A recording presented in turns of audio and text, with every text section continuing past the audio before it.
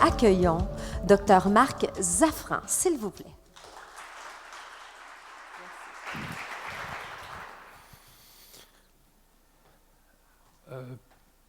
Avant d'être médecin, j'ai été un enfant, comme tout le monde. Et comme tout le monde, j'aimais beaucoup les histoires et j'ai lu des histoires toute ma vie. Et quand je suis devenu adolescent, j'ai commencé à lire des histoires de Sherlock Holmes. Alors, beaucoup de gens en ont lu et c'est fascinant, Sherlock Holmes. C'est fascinant ce personnage qui voit des gens entrer et puis qu'il peut lire leur histoire sur leur corps ou dans leur façon de s'habiller. Quand je suis devenu médecin, je me suis dit, c'est un petit peu comme être Sherlock Holmes parce que on devine des choses, on fait des diagnostics, on comprend des secrets simplement en voyant des symptômes. Et c'est vrai qu'avec certains symptômes, c'est vrai. C'est-à-dire que si vous entendez quelqu'un tousser, vous vous dites, oui, ça doit se passer du côté du poumon. Si vous voyez quelqu'un dont la peau a changé de couleur et est devenue jaune, vous vous dites, il doit y avoir quelque chose du côté du foie ou des voies biliaires. Et si vous voyez quelqu'un arriver avec une éruption, que ça sur la moitié du thorax, vous vous dites, ça, c'est un zona. Le problème, c'est que ça ne marche pas avec la douleur. La douleur, c'est un symptôme qu'on n'entend pas, qu'on ne voit pas, qu'on ne peut pas toucher. C'est un symptôme qu'on ne peut même pas goûter ou sentir comme certains symptômes. Et c'est un symptôme très, très frustrant, bien entendu pour les professionnels de santé, parce qu'ils ne peuvent pas voir la douleur des gens. Ils savent que les gens ont mal, mais ils ne peuvent pas la voir. Et c'est un symptôme extrêmement frustrant pour les personnes qui ont mal, parce que très souvent, elles ont du mal à décrire leur douleur. Elles ne savent pas d'où elle vient. Elles ne savent pas ce qu'elle veut dire. Alors, c'est vrai que c'est un symptôme frustrant, et c'est vrai qu'on ne peut pas l'avoir comme une trace dans la neige ou des cendres sur un tapis, comme le faisait Sherlock Holmes, mais on peut deviner ses contours, on peut la voir, on peut l'entrevoir, tisser à l'intérieur des histoires que les gens racontent. Et pour vous illustrer ça, je vais vous raconter 3 histoires. Et la première histoire, c'est une histoire pour vous montrer que parfois la douleur, c'est quelque chose qui a eu lieu, mais qui a été oublié. Et c'est l'histoire d'un monsieur qui a 72-75 ans, qui me fait venir parce qu'il est essoufflé. Il a du mal à respirer. Alors il me fait venir chez lui, j'arrive, il est essoufflé dans son lit, il a un peu de fièvre, alors je l'ausculte, et puis je trouve effectivement qu'il y a des bruits particuliers dans un de ses poumons, donc je me dis qu'il a probablement une pneumonie, et je m'assois pour écrire mon ordonnance. Et je lui dis, je vais vous prescrire des antibiotiques, vous allez rester chez vous et vous allez vous reposer chez vous. Il me dit, mais je ne peux pas sortir. Alors je lui dis, non, pendant 2-3 jours, tant que vous avez de la fièvre, il vaut mieux que vous restiez chez vous et que vous ne sortiez pas. Il me dit, ça m'embête parce que tous les jours, je fais 1 heure de marche et je le fais d'autant plus qu'on faisait ça, ma femme et moi, jusqu'à ce qu'elle meure il y a quelques années. Et moi, ça me fait penser à ma femme de sortir et de marcher 1 heure. Alors, en plus, aujourd'hui, il a fallu que je m'arrête plus tôt que prévu. Alors je dis, pourquoi vous vous êtes arrêté? Parce que vous étiez essoufflé. Il me dit, non, je me suis arrêté parce que j'avais une crampe dans la jambe. Alors je dis, ah bon? Et vous avez mal encore? Il me dit, non, j'ai plus tout à fait mal, je la sens encore un peu, mais c'est passé. Je lui dis, est-ce que je peux regarder votre jambe? Et puis il me montre sa jambe, et sa jambe avait un mollet qui avait triplé de volume. Et là, je lui dis, je suis désolé, je pense que je me suis trompé, vous n'avez pas une pneumonie, il est très probable que vous avez ce qu'on appelle une phlébite, c'est-à-dire un caillot dans la jambe, et que votre essoufflement, il est dû à une embolie pulmonaire, c'est-à-dire que votre caillot, il est passé dans votre poumon, il va falloir que je vous fasse hospitaliser.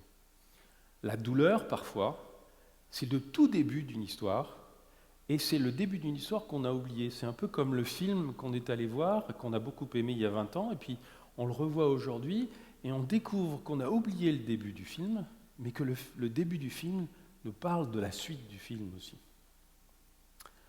La douleur, parfois, c'est quelque chose comme une histoire à répétition, un feuilleton, qui est quotidien dans une histoire et qui peut durer pendant très longtemps. Et ça me fait penser à l'histoire de cette dame pour qui on me fait venir un jour. Son mari m'appelle, il me dit « Oh là là, elle est au lit, elle vomit tripes et boyaux, elle est très très mal, elle a mal au ventre, ça va pas. » Alors je dis, ah bon, ça lui arrive souvent? Il me dit, non, ça lui arrive 2-3 fois par an, assez régulièrement. Et puis, chaque fois qu'elle voit un médecin, les médecins lui disent que c'est une crise de foie. Alors la crise de foie, c'est un non-syndrome, c'est un syndrome imaginaire qui existait encore en France dans les années 70. C'est-à-dire chaque fois que quelqu'un se mettait à vomir et à avoir mal au ventre, on disait, il doit faire une crise de foie. Mon père disait, le foie, il a toujours tort. Et donc je vais voir cette dame et je découvre avec stupéfaction que, alors qu'on est en plein jour, elle a fermé les volets de sa chambre, elle est dans le noir, elle me demande de ne pas allumer la lumière, et surtout, quand je m'approche d'elle pour l'examiner, elle me dit « Et puis surtout, vous ne parlez pas trop fort parce que ça me fait mal à la tête. » Ah, je dis « Ah bon, vous avez mal à la tête ?»« Ah oui, oui, j'ai mal à la tête, c'est affreux, j'ai mal comme ça d'un côté, boum, boum, boum, ça tape comme un marteau sur une enclume. » Je dis « Vous avez souvent mal à la tête ?»« Ah, elle me dit « Oh, j'ai ça tous les mois, chaque fois que je suis menstruée, j'ai mal à la tête depuis que j'ai 12 ans. » Ah bon. Et les maux de ventre? Ah non, les maux de ventre, c'est une fois de temps en temps, mais le mal de tête, c'est pas grave, c'est les maux de ventre qui me gênent. En fait, ces maux de ventre et son mal de tête étaient liés. Elle avait ce qu'on appelle une migraine accompagnée, une migraine cataminiale, une migraine qu'on fait au moment des règles, et de temps en temps, elle avait en plus des vomissements, des maux de ventre qui étaient liés à cette migraine. Et quand elle a reçu un traitement pour traiter ces migraines, ça a soigné et sa douleur de la tête et ses maux de ventre. Donc parfois, la douleur, c'est quelque chose avec quoi on vit. Elle vivait avec sa douleur, avec sa migraine depuis de nombreuses années, mais elle était tellement habituée à avoir sa migraine une fois par mois, qui était plus ou moins intense, qu'elle ne s'en occupait plus. Elle ne s'occupait que des symptômes qui lui paraissaient exceptionnels. Et puis, la douleur, ça peut être quelque chose qui survient aussi très très longtemps après un événement. Et ça me rappelle l'histoire de cette femme, 30-35 ans, en pleine forme, sportive manifestement, qui vient me voir, qui s'assied et qui me dit « J'ai une douleur épouvantable de la vulve qui est apparue sans crier gare, j'ai pas eu d'accident, j'ai pas eu de traumatisme, j'ai pas eu d'infection, j'ai pas été agressé, et j'ai un mal de chien, ça me pourrit la vie. » Alors je dis « Mais c'est quoi cette douleur? Ça ressemble à quoi ?» Elle me dit justement « Ça ne ressemble à rien. Je suis sportive, je fais du marathon, je fais du cross-country, etc.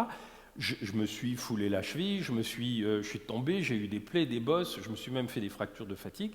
J'ai jamais eu de douleur comme ça. Cette douleur-là, des fois c'est une brûlure, des fois c'est un coup de couteau, des fois c'est un choc électrique, et des fois j'ai l'impression d'avoir de quelque chose qui me râpe la peau. Et des fois c'est déclenché simplement par le contact de mes vêtements. C'est affreux, ça me fait souffrir le martyre, et surtout je ne comprends pas d'où ça vient. Et je dis, ce que vous me décrivez, c'est ce qu'on appelle une douleur neuropathique. Ce n'est pas une douleur qui est liée à une blessure, c'est une douleur qui est liée à un dysfonctionnement des cellules nerveuses et du système nerveux. Souvent, ça apparaît après un traumatisme. Ça peut apparaître sur une cicatrice après qu'on a été opéré, par exemple, mais ça peut aussi apparaître à un endroit où on a eu une blessure il y a longtemps.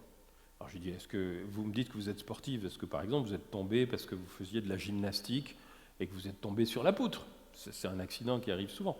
Elle me dit non, je n'ai jamais fait de poutre, mais, et là son regard s'éclaire, elle me dit mais je me souviens que quand j'avais 10 ans, je faisais du vélo et mon vélo était cassé. Et comme mon vélo était cassé, j'ai pris celui de mon frère aîné. Mais le vélo de mon frère aîné était beaucoup plus grand, beaucoup trop grand pour moi, je n'arrivais pas à toucher les pédales et je suis tombé sur la barre. Alors évidemment, pendant 2 jours après, j'ai marché en canard comme ça, mais c'est passé, ça a disparu, je l'avais oublié.